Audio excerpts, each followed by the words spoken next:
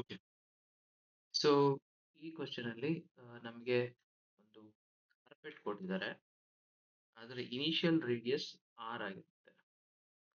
And ಇದನ್ನ roll ಮಾಡ್ತಾರೆ ಅಂದ್ರೆ ಒಂದು ಕಾರ್ಪೆಟ್ ಇರುತ್ತೆ ಈ ತರ ಹಿಂಗ್ ರೋಲ್ ಮಾಡಿ ಹೀಗೆ.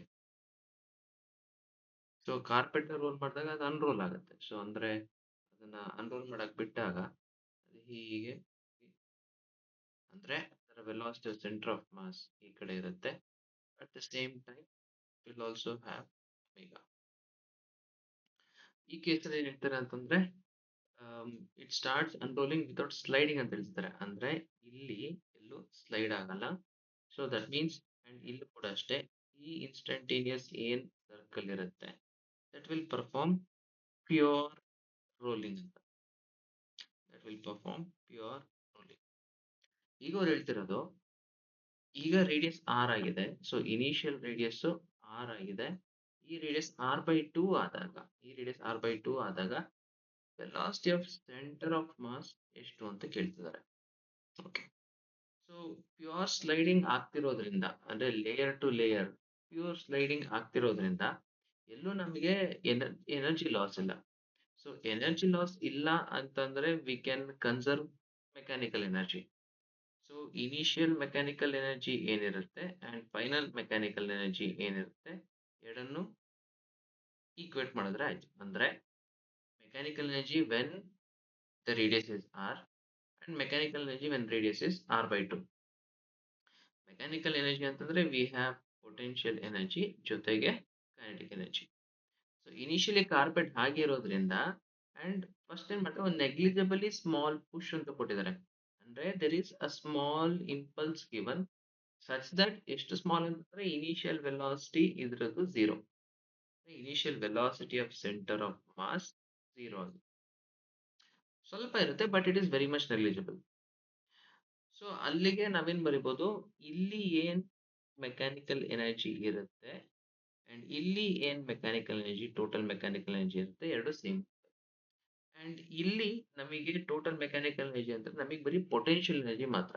ಅಂದ್ರೆ ಒಂದು ಯೂನಿಫಾರ್ಮ್ ಸಿಲಿಂಡರ್ ಇತ್ತು ಅಂತಂದ್ರೆ ಅದರ ಪೊಟೆನ್ಷಿಯಲ್ ಎನರ್ಜಿ ನಾವೆಂತ ಬರಬಹುದು ಅಂತಂದ್ರೆ ಎಸ್ ನಾವೆಂತ ಬರಬಹುದು ಟೋಟಲ್ ಮಾಸ್ ಎಂ ಇತ್ತು ಅಂತಂದ್ರೆ ಗ್ರೌಂಡ್ ಇಂದ ಆರ್ ಹೈಟ್ ದೂರದಲ್ಲಿದೆ.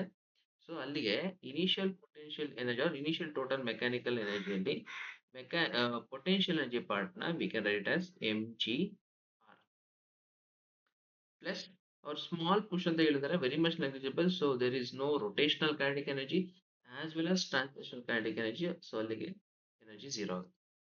ಇಲ್ಲಿ ಟೋಟಲ್ ಮೆಕ್ಯಾನಿಕಲ್ ಎನರ್ಜಿ ಬಂದಾಗ ಇದಕ್ಕೆ ಒಂದಷ್ಟು ಟ್ರಾನ್ಸ್ಲೇಷನ್ ಕೈನೆಟಿಕ್ ಎನರ್ಜಿ ಇರುತ್ತೆ. ಅಟ್ ದ ಸೇಮ್ ಟೈಮ್ ಇದು ರೊಟೇಟ್ ಕೂಡ ಆಗ್ತಿರುತ್ತೆ. ಸೊ ರೊಟೇಷನಲ್ ಕೈನೆಟಿಕ್ ಎನರ್ಜಿನ write it as omega at radius of R by two. So total mechanical energy ನಾವು ಬರೆಯೋದಾದ್ರೆ ಇಲ್ಲಿ ಇದರ centre of mass along this line, ಇದರ centre of mass R along this line.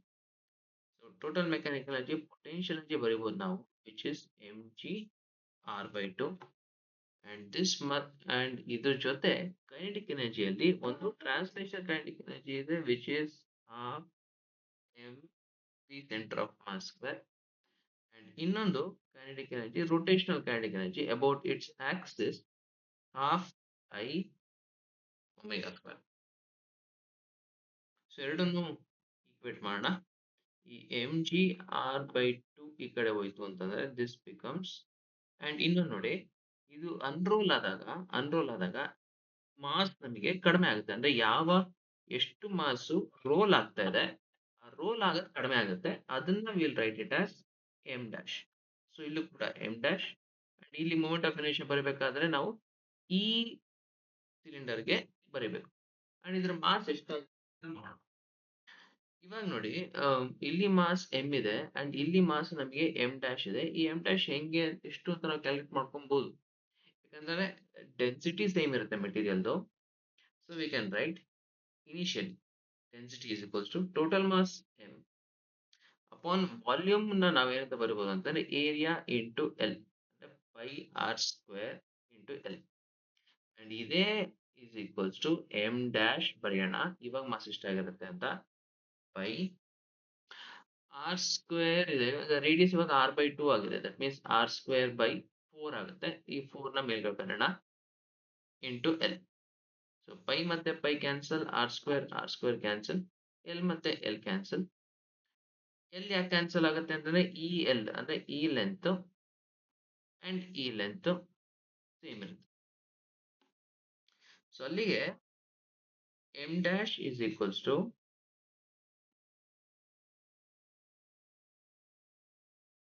ಎಂ/4.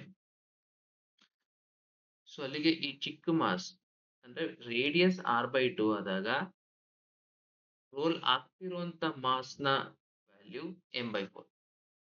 So ಅಲ್ಲಿಗೆ M ಡ್ಯಾಶ್ಗೆ ನಾವು ಎಂ/4 ನ ಸಬ್ಸ್ಟಿಟ್ಯೂಟ್ ಮಾಡ್ಕೊಬಹುದು. So we can write mgr minus m/4 g r/2 is equals to half m dash ಅಂತಂದ್ರೆ m/4 v square plus half I ಅಂತಂದ್ರೆ moment of inertia of this cylinder when its mass is m/4 and radius r/2 and it is rotating about its axis. And ಹಾಗಿದ್ದಾಗ ನಮಗೆ moment of inertia ನ ಬರೆಯೋಕೆ ನಾವು I is equals to v know. Moment of inertia is mr²/2 about its center of mass. Axis passing through its center of mass. So we will write m mass ಬರಬೇಕು which is m/4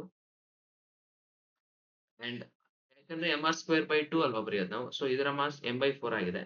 r² ಬರಬೇಕು and r ಬಂದು r/2 ಆಗಿದೆ. So r² ಅಂತಂದ್ರೆ ನಾವೇನಂತ ಬರೋಣ r²/4. So ಇದು mr² ಆಯ್ತು. By 2 ಬೇಕು. As will write by 2. So half I ಅಂತಂದ್ರೆ m/4 r²/4 ಇಂಟು 1/2 mr²/2 ಅಲ್ಲ ಇಂಟು ಒಮೆಗಾ² ಅಂಡ್ ಇಲ್ಲಿ ನೋಡಿ pure rolling.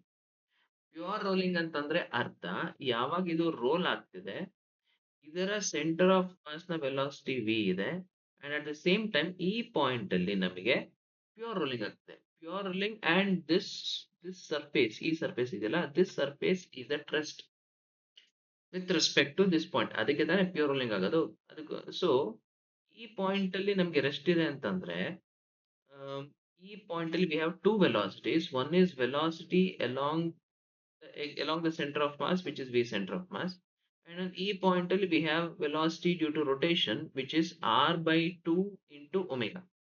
So pure rolling ಆಗಬೇಕು ಅಂತಂದ್ರೆ the point of contact ಅಲ್ಲಿ net velocity 0 ಆಗಿರ್ಬೇಕು. ಯಾಕಂದ್ರೆ ಫ್ಲೋರ್ ಕೂಡ ಏನಾಗ್ತಿದೆ it is at rest. So ಅಲ್ಲಿಗೆ for pure rolling ನಾವು ಕಂಡೀಷನ್ ಅಂತ ಬರ್ಬೋದು ಅಂದ್ರೆ at the point of contact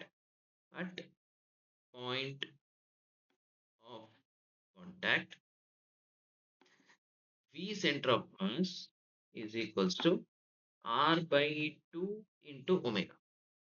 so ಅಲ್ಲಿಗೆ ನಾವು omega is equals to 2v upon r. So ಇಲ್ಲಿ ನಾವು v ಇದನ್ನ ತಗೊಂಡಿದ್ವಿ, ಸೆಂಟರ್ ಆಫ್ ಮಾಸ್ ಏನು ತಗೊಂಡಿಲ್ಲ ನಾವು ಇಲ್ಲಿ ಸ್ಟಾರ್ಟಿಂಗ್ ಅಲ್ಲಿ. So we will write half I ಬರ್ದಾಗಿದೆ ಒಮೆಗಾ ಸ್ಕ್ವೇರ್ಗೆ 4v² upon r². So r² cancel ಆಗುತ್ತೆ, 4 ಕ್ಯಾನ್ಸಲ್ ಆಗುತ್ತೆ ಅಂಡ್ ಇಲ್ಲಿ mgr/2 ಇದೆ, mgr/8 ಇದೆ. ಸೊ ಇದೇನಾಗುತ್ತೆ ಅಂತಂದ್ರೆ ನಮಗೆ ಪ್ರಾಬಬ್ಲಿ 2 is 8 ಇದೆ, 8 mgr ಮೈನಸ್ mgr ಅಂತಂದ್ರೆ ಇದು 7 mgr/8 is equals to half m/v² plus again half mv². Half ಇಲ್ಲಿ ಬರ್ದಿದೆ, 4 2 is 8. ಸೊ 8 ಮತ್ತೆ ಇಲ್ಲಿ again 8 ಇದೆ, ಮತ್ತೆ ಇಲ್ಲಿ 8 ಇದೆ. ಸೊ ಅಲ್ಲಿ ನಮಗೆ 7 mgr is equals to ಇಲ್ಲಿ mv² ಇದೆ, ಇಲ್ಲಿ mv²/2 ಇದೆ, ಪ್ಲಸ್ 1/2 ಅಂತಂದ್ರೆ 3/2 mv². ಎಂ ಮತ್ತೆ ಕ್ಯಾನ್ಸಲ್ ಆಗುತ್ತೆ. 2 ಇಲ್ಲಿಗೆ ಹೋದ್ರೆ 14 G R is equals to 3 V square. So ಅಲ್ಲಿಗೆ we can write V square is equals to 15 G R 13. ಅಲ್ಲಿಗೆ we can write V is equals to root of 14 g r by 3. ಇಷ್ಟು ವೆಲಾಸಿಟಿಯಲ್ಲಿ ನಮಗೆ ಯಾವಾಗ ಅದರ radius r/2 ಆಗುತ್ತೆ, ಅದರ velocity of centre of mass ಇಷ್ಟಿರುತ್ತೆ. And ನಮಗೆ can also find out omega at that instant.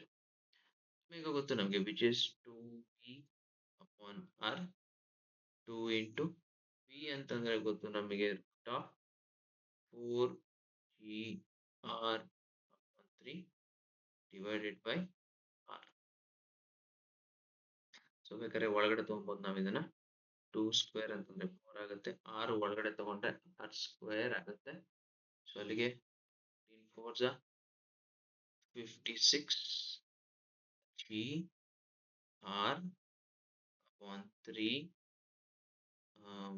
r square. So r cancel ಆಗುತ್ತೆ. So omega is equals to root of 56g on 3r. So omega ಕೂಡ ನಾವು ಆ ಟೈಮಲ್ಲಿ calculate ಮಾಡಬಹುದು. And this is the condition when it is without sliding, ಅಂದ್ರೆ pure rolling ಆಗುವಂತ time. So the answer is v is equals to root of 14 gr on 3. And ಆ ಕೇಸಲ್ಲಿ omega is equals to 56 g